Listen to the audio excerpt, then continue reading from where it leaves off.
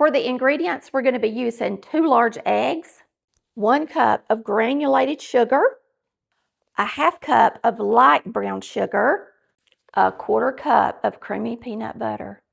When you smell it, you can smell the peanuts, and they smell so good and like a roasted aroma. I love it. 2 tablespoons of room temperature salted butter, a teaspoon of vanilla extract, and I've got a special vanilla extract today that I'll tell you guys about while these are cooking, and 1½ cups of self-rising flour.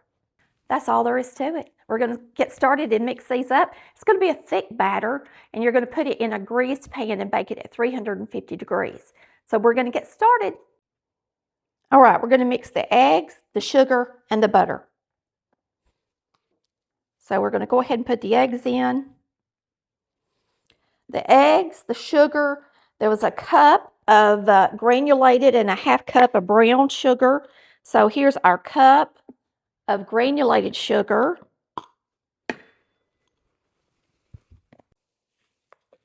And here's our cup of brown sugar. So we got the eggs in there and both the sugars, and then you just got 2 tablespoons of room temperature butter.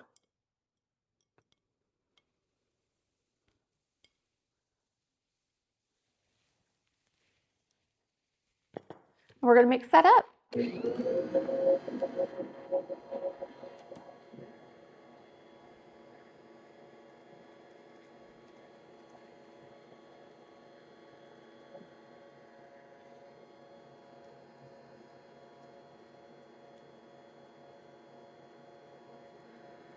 All right, we're going to add our peanut butter. It's a ¼ cup. If you're enjoying this video, please give us a like. If you're new to the channel, please head down, hit that subscribe button, and click that bell for notifications when new videos are uploaded. That's a ¼ cup of peanut butter. I'm going to turn this off so I don't hit the wrong spot with the peanut butter.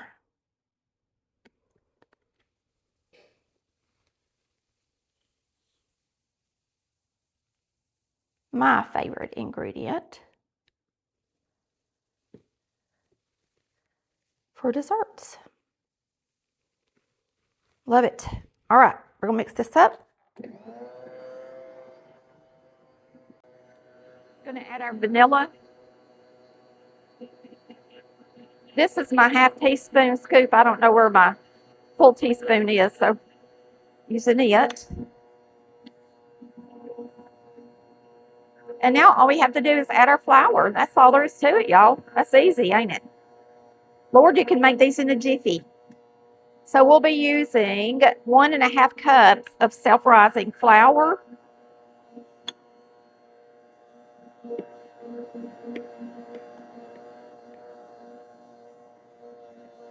It's 1½ cup. 2.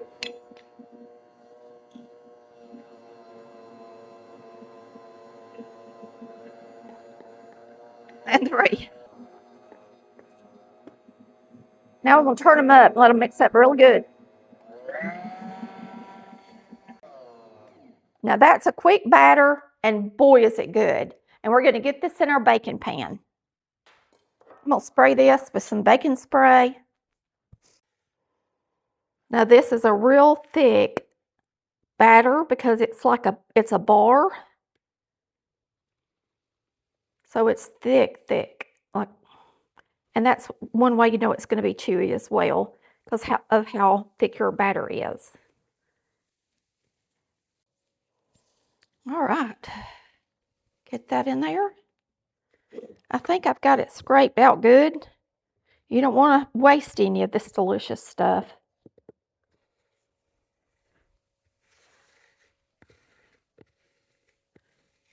All right, we got a little bit more out of it. And I'm just going to push it around. Get it ready for the oven. My kitty is moving the tripod. We have a new kitty cat. All right, that looks good. Just try to even it out a little bit as much as you can. And it is thick, so it's not the easiest thing to do, but don't worry with it too much. Okay, you do need to use an 11 by 7 or a 9 by 9 or an 8 by 8, maybe even you could use that size, but you don't want to put this in a sheet cake pan or a 13 by 9 because it's not enough batter for that and they'll be really thin. So make sure you put it in a brownie size pan or your biscuit pan, something like what I'm using, and we're going to bake it at 350 degrees for 35 minutes. And while it's baking, I'm going to show you my new gift I received in the mail that was from the Vanilla Bean Queen or King, something like that. All right, set your timer. I opened the mail the other day. I got a gift from the Vanilla Bean Kings, and I haven't showed it to y'all because I haven't made anything with vanilla extract for the camera, that is. So I wanted to show you what they sent me. It has a card that tells you how to store your vanilla beans. They sent me a pack of vanilla beans. All right. Of course, it comes with a letter that explains everything.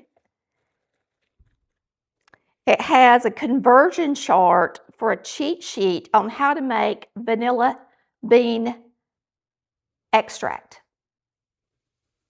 Tells you how much of the alcohol they recommend and how much it will make, okay? Then they have a vanilla extract recipe. They have some little cards and stickers you could put on your vanilla extract that you make. They sent me vanilla extract and vanilla paste. And I haven't used the paste, but I've used their extract a couple of times, and boy, is it delicious. I'm going to make some vanilla extract, but we'll do that in another video. We just wanted to give a big shout out to the Vanilla Bean Kings for sending us their merchandise for us to try. I'm super excited. It is all organic, and just thought I'd show it to you guys. If you're interested in going to the Vanilla Bean Kings website, then I'll try to put a link in the post. And remember, I'm not affiliated with them or anything like that. So I'm not making money through them. I'm just using their product and showing it to you guys because it's delicious. All right, they're ready. I'm going to get them out of the oven. We're going to make our icing while they cool. Be another mitten and show them to you guys. Don't they look delicious? Yummy. That's what I say, yummy.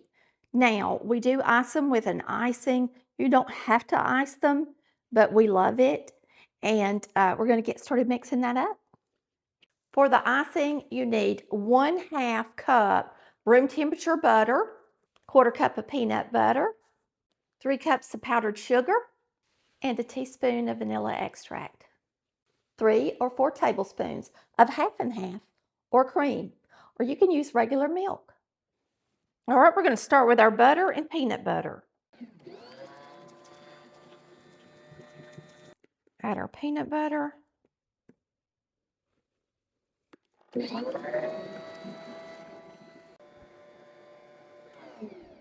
I'm going to start adding the powdered sugar, and then we'll add the vanilla flavoring.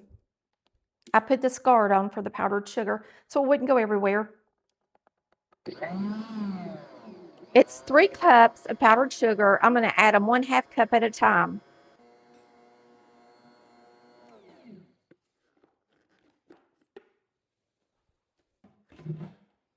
Now we're going to add our vanilla and a little bit of cream. You can use 50/50 or just regular milk, whatever you got. Just enough to make it a spreadable consistency. There's our teaspoon of vanilla extract. From the Vanilla Bean King, it says 3 or 4 tablespoons. We'll turn it back on, add this, and you'll see it change to a creamy, spreadable icing.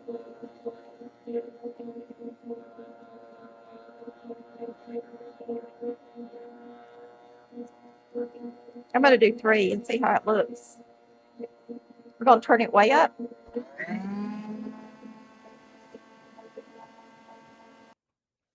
I think it's good.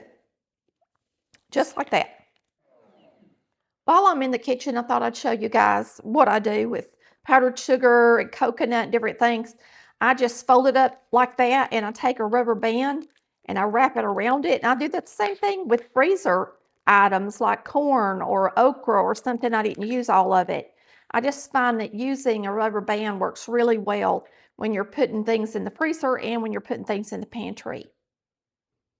All right, let's get these iced. Now, I did make my icing a little thicker because these are going to cut like brownies. And that's how I wanted it. If you want it thinner, you can add that extra tablespoon of cream. If you love peanut butter, you're going to love these bars and you're going to love the icing. And oh my gosh, it's good. They're so good, you can't hardly stay out of them. You typically have more icing than you really need because it don't take a lot on these to make them taste good. So you can save a little and ice some chocolate cupcakes or something. That would be delicious. Or what you can do is lift them out of here and cut them on a cutting board. That makes a lot of sense too because they are so chewy that you can lift them out.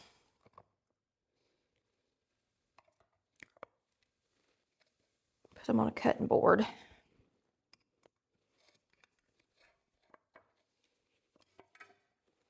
Let's do that. Now,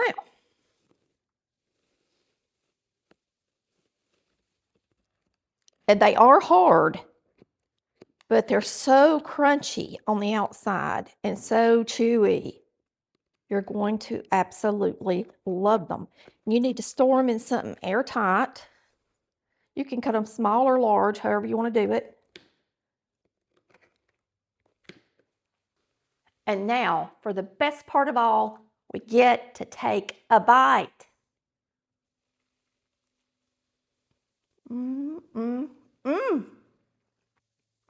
I could eat the whole tray.